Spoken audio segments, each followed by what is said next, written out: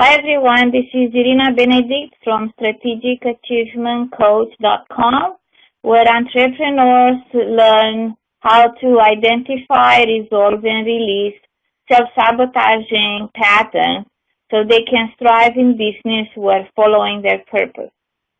Today's session is about goal setting, so strategic goal setting. And I have a little presentation about the strategic goal setting. It's just a tiny bit from what is in the module. And then, so it's about 10 minutes, probably 15 minutes, and then I'll open the lines for Q&A. So let me start the presentation. And we'll talk about strategic goal setting. And I'm always surprised because like goal setting to me, it's like a second nature. I have been, I think it's a talent I was born with. So I noticed by working with my clients that it's my strength, but it's not everybody else's strength. So I'm going to share with you a bit of what I do myself and what I've learned through my clients. The strategic goal setting is part of the Strategic Achievement Quick Start program, which is of 5 modules. And the first module was about strategic scheduling, and we discussed about this about 2 weeks ago. Today we're doing strategic goal setting, and there are future calls about the other 3 points, the strategic vision board creation, resource assessment, and self-empowerment statement and mind movie. And you can still register for the quick start if you want to have access to the modules. If not, I hope my little presentation today helps you move forward. And if you are live, you will get to ask your question. So what is strategic goal setting? It's a process where you assess first all of the areas of your life and then decide what needs to happen in order to improve the areas with the lowest score. And I know a lot of people, including me, we like to focus more on our business or on our careers, and we set a lot of goals in that direction. And then something doesn't work, we're very tired or burned out, and we don't understand what's the matter, why are we not progressing with our goals, what is happening. And I noticed that sometimes it could be something in your personal relationship that if you're not setting a goal there and if you're not paying attention, it may sabotage how you perform in your business. It could be something related to your physical body. Like for me personally, I definitely need more movement because I spend a lot of time on Skype, on a computer. I spend a lot of time on my chair. So sometimes if I don't take care of my physical body, that could slow me down in achieving the goals that I want in my business. So this is why it's good first to ask yourself, like to review every area of your life, like career, yes, finances, health, fun time, and then look at them and see what is the lowest number and how can you put some attention into that area, and that will boost your overall energy for achieving the goals in your business. I have gathered over time some goal setting guidelines, and they are very important because when you set goals, you want to set them from the perspective of moving forward and from the perspective of achieving them. I also seen people setting goals that they almost know they are not going to happen. Like some people said the New Year's resolution, and they almost know it's not going to happen, but they do it anyway because it's cool to set goals on a New Year's Eve. So I'll walk you through the guidelines that I saw being very useful. the main point when you set goals is to use your creativity instead of your logic. Can you still hear me? Yes. Okay. I got a call. Funny. To use your creativity instead of your logic when you set guidelines. When you go too much in your mind, then you start to worry about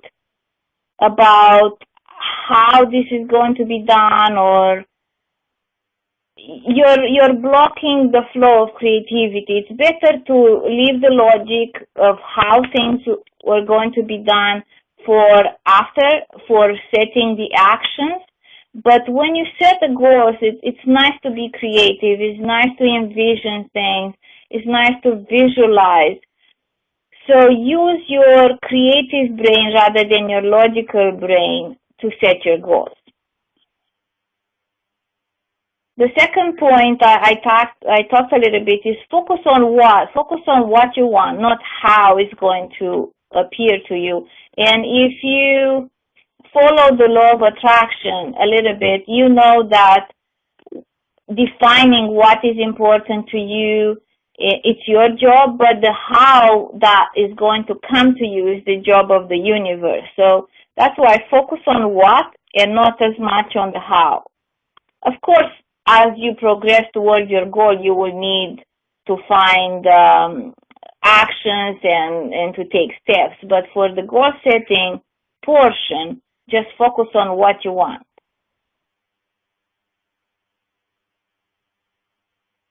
Another important thing when you set goals is to assume that you have unlimited time and money. And I know you may come with a bit of a resistance and say, but I don't have unlimited time and money. When you assume that you have unlimited time and money, you come with a better plan, with something that you really desire, not something that you try to make happen because of the limited resources. Like I see people, especially in my coaching, people that go in business, and they select a ideal client, somebody that they think has money, because they are assuming there are no money around and I have to do this because this is where the money is. And then that makes you go away from your authenticity, from your purpose, for what you're here to do. If you're taking into consideration, I should this because this is where the money is. Like when I first started my business, I thought I'm going to go and work with the corporate managers.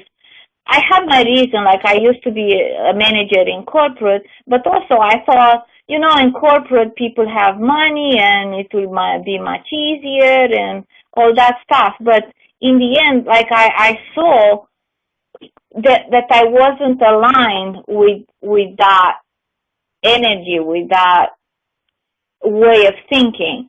So when I released that thinking about money and thinking, who do I want to be a hero to? Who are the people that I feel I can understand? Who are the people that I love being around? Who are those people? Then I found out they are free spirits like me. They are the entrepreneurs, the people that want to shift the world.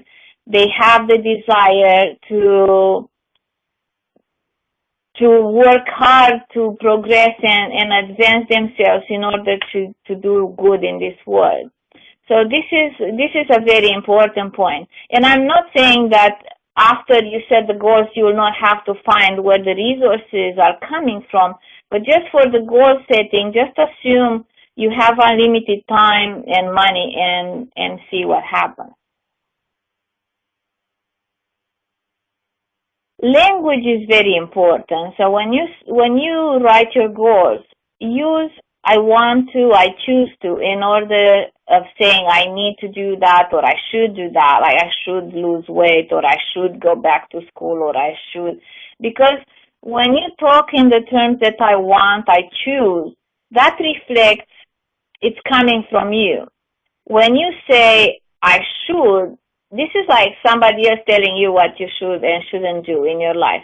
And your goals are yours. You can choose and do anything that your heart desires. And this is why I teach authenticity, is not to take into consideration what somebody else thinks about what you want to do. It's about what you feel inside of you that is good for you.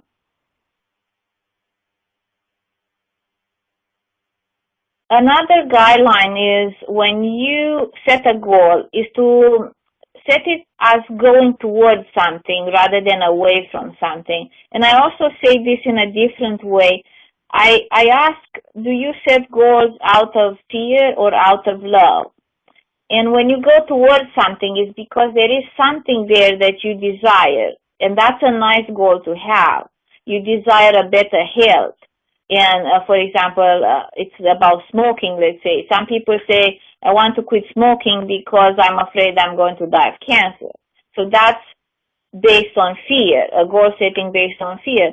But you can choose to quit smoking because you care about your health, because you love yourself, because you want more of yourself to go around, and you know the smoking takes away from you. And when you set the goals, read how and tweak the words to go towards the desire, not away from something. So,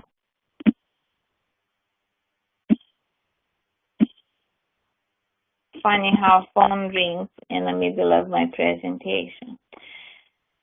Okay, so I think I covered those points. Then a few other goal setting guidelines. Rephrase your wishes in a positive way, in a way that will inspire you. I see a lot of goals like losing weight. Losing weight is not,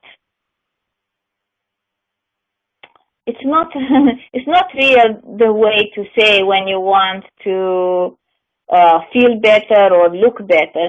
Because first, when you say, I want to lose weight, that means something, you feel something is wrong with you. And that message by itself, that you feel something is wrong with you, it gives your subconscious mind a message, and then somehow you suffer inside. So when you write your goals, be sure to be something that when you read, it inspires you. And it doesn't make you feel bad. Another strategy is to add something positive instead of taking away something you no longer desire. So let's take food as an example. So let's say you decide to eat healthier. Instead of saying, I think it's better instead of refraining yourself from eating chips or refraining yourself from eating things that you don't believe are good for you, I think it's better that you start eating things that are good for you, and then there is no place for the things that are not good. Like you will not have time in a day to eat the chips because you just had an apple or cheese or something like that. One point that I noticed in with my clients and sometimes with myself too is that you don't ask for exactly what you want. You think, oh, that may be too much, I may not deserve that, I cannot have such a big thing. And the truth is that when you ask for exactly what you want, that's when you activate the energy of the universe to give you. Because when you ask for less than what you want because you're shy of asking too much, you're basically telling the universe, I don't feel I deserve it, I don't think I'm good enough, maybe don't send it to me because I'm resisting it. So when you set goals, I say ask for exactly for what you want, and I assure you that you deserve to have what you want. Because if it wasn't for you, you wouldn't want it. And again, like I have examples from my life that there are people that want this or that, and I don't want it because it's not me. But I want other things that are quite out there, and I want them because they make sense for me. So I hope you will be able to ask for what you want. And I dare you to dream big. There is no. Sometimes I dream so big. I'm even shy to tell anybody about my dreams. But I have to tell you that the life I live today, it was a huge dream 8 years ago. Like if 8 years ago I would have went to for angel guidance or any type of reading, and somebody would tell me that I will be here, do what I do today, and be with the trees and in the nature, I would have said this is a very far-stretched dream. But it was my dream because this is how I manifested. So dare to dream as big as you can, and then little by little things will happen. Can you give me in a chat if this is good so far?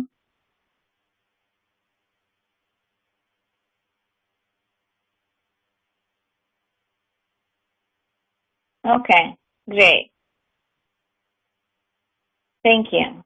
So the first part of this module, thank you, Joy. She says, I definitely have a different perspective on setting goals. So it's interesting. Thank you. This is the part that I wanted to talk to you. In the modules, there are questions that you answer in order for you to set your goals. And then the tool that I created, it's the goals table. And I find it's a strategic tool that helps you to have a visual of your goals in front of you. It's a one-page table of your top 3 goals. And I also say like 3 months, 3 goals.